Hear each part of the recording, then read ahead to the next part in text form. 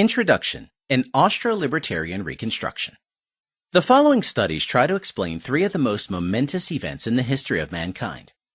First, I explain the origin of private property, and in particular of ground land and of the family and the family household as the institutional foundations of agriculture and agrarian life that began some 11,000 years ago with the Neolithic Revolution in the Fertile Crescent of the Near East, and that has since, until well through the late 19th century, come to shape and leave an imprint on human life everywhere. Second, I explain the origin of the Industrial Revolution that set off around 1800, only some 200 years ago in England. Until then, and for thousands of years, mankind has lived under Malthusian conditions. Population growth was constantly encroaching on the available means of subsistence. Every productivity increase was eaten up quickly by an expanding population size such that real incomes for the overwhelming bulk of the population were held down constantly near subsistence levels. Only for about 2 centuries now has man been able to achieve population growth combined with increasing per capita incomes.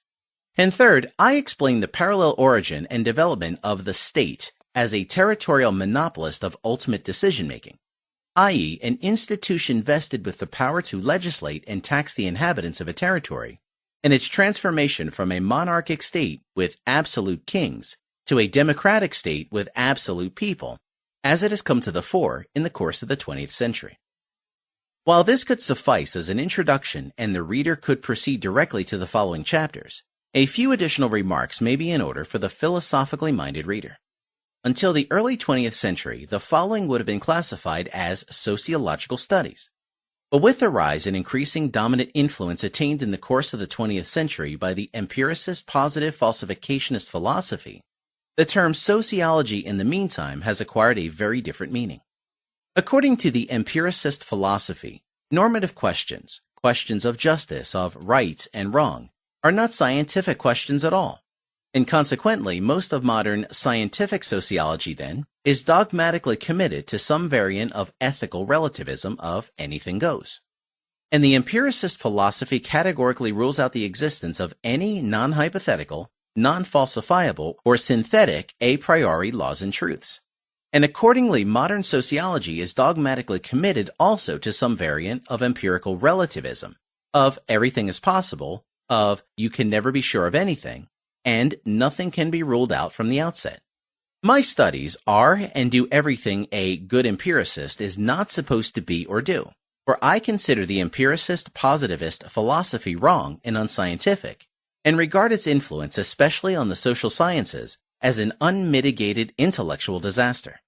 It is demonstrably false that ethics is not a science, and that no universal principles of justice exist, and no true, non-arbitrary criterion of distinguishing moral progress from decline. And it is likewise demonstrably false that no universal and invariant laws of human actions and interaction exist, i.e., no laws of what is and is not possible and of what can and cannot be successfully done in human affairs, and no non-arbitrary criterion of judging actions as correct and successful or incorrect and faulty solutions to a given problem or purpose. As for the second positive claim, it is contradicted by the entire body of classical economics. Classical economics reconstructed, refined, and further advanced during the marginalist revolution, in particular by its Viennese branch, founded by Karl Menger, 1840 to 1921, with his Principles of Economics, 1871, and culminating with Ludwig von Mises, 1881 to 1973, and his unsurpassed Human Action, 1940, and by what has since become known as Austrian economics, provides the intellectual material for a grand comprehensive system of non-hypothetically true laws of human action, or praxeology, the logic of action, and of praxeological laws. Any explanation of historical events must take praxeology, and specifically Ludwig von Mises, into account, and it is the empiricists who are insufficiently empirical in their work. In denying or ignoring the underlying praxeological invariants and constants in their observations of the social world, they fail to see the forest for the trees. And as for the first normative claim, it is contradicted by the entire body of private law, in particular the law of property and contract, that grew up in response to the continued occurrence of interpersonal conflict regarding scarce resources.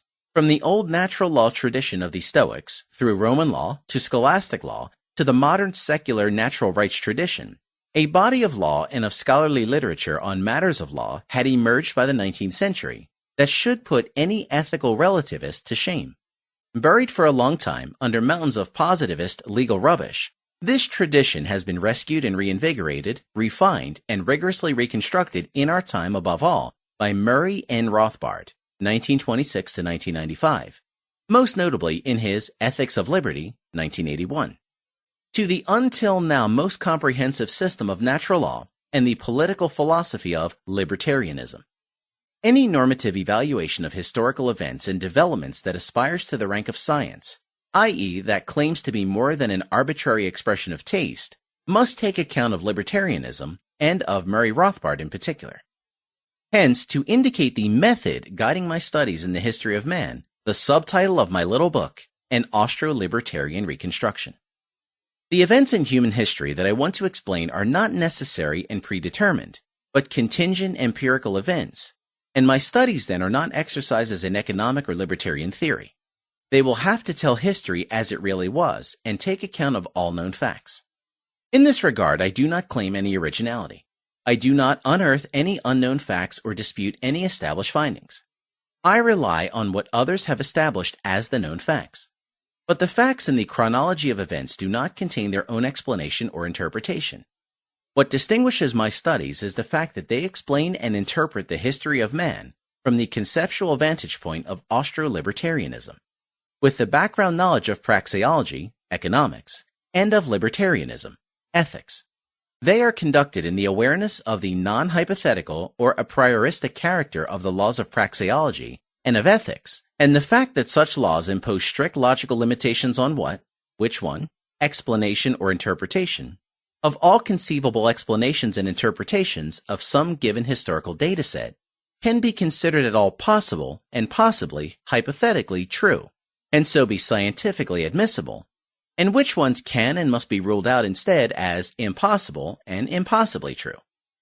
History, then, is rationally reconstructed, i.e., with the knowledge that every possibly true empirical explanation and interpretation must be in accordance not only with the data, but in particular also with praxeological and ethical laws, and that every explanation or interpretation at variance with such laws, even if apparently fitting the data, is not only empirically false, but not a scientifically admissible explanation or interpretation at all.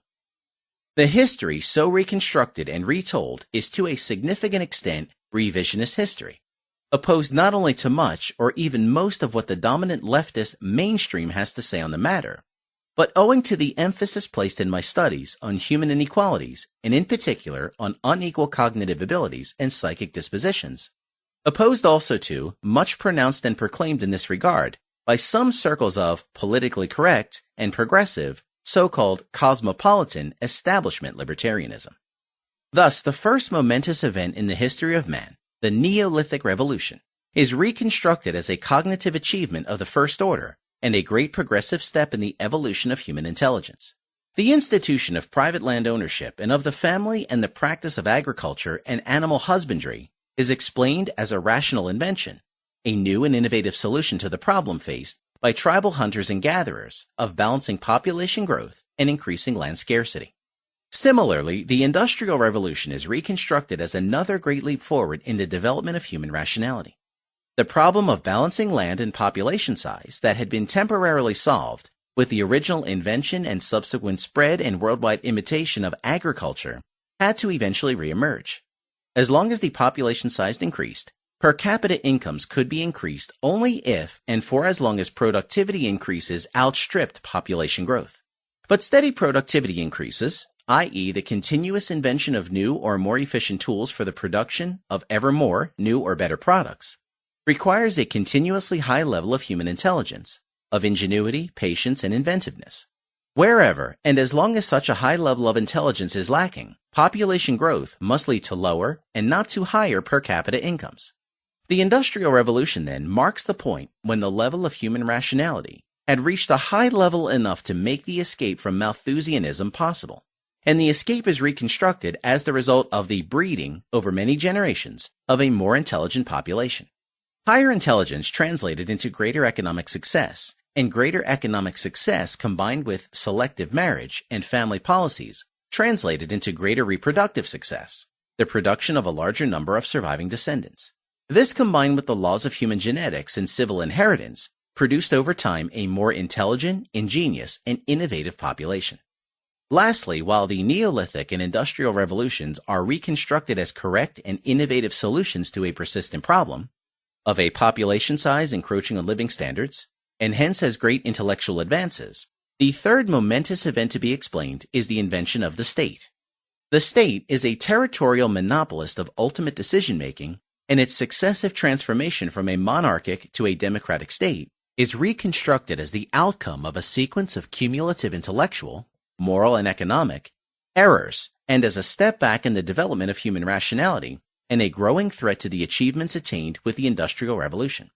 Per construction, the state cannot achieve what it is supposed to achieve. It is supposed to produce justice, i.e., to uphold and enforce the law. But with the power to legislate, the state can, and inevitably will, break the law and make law in its own favor, and so produce instead injustice and moral corruption. And the state is supposed to protect the property of its subjects from foreign invasion, but with the power to tax its subjects, it can, and inevitably will, expropriate the property of these subjects, not, obviously enough, to protect them and their property, but to protect itself and its expropriations against any so-called invader, foreign or domestic. As an expropriating property protector, i.e. as a fundamentally parasitic institution, the state can never help but will always hinder in the production of wealth and so lower per capita incomes.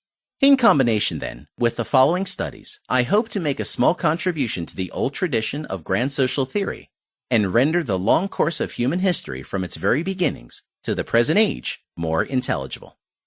Hans-Hermann Hoppe, Istanbul, January 2015.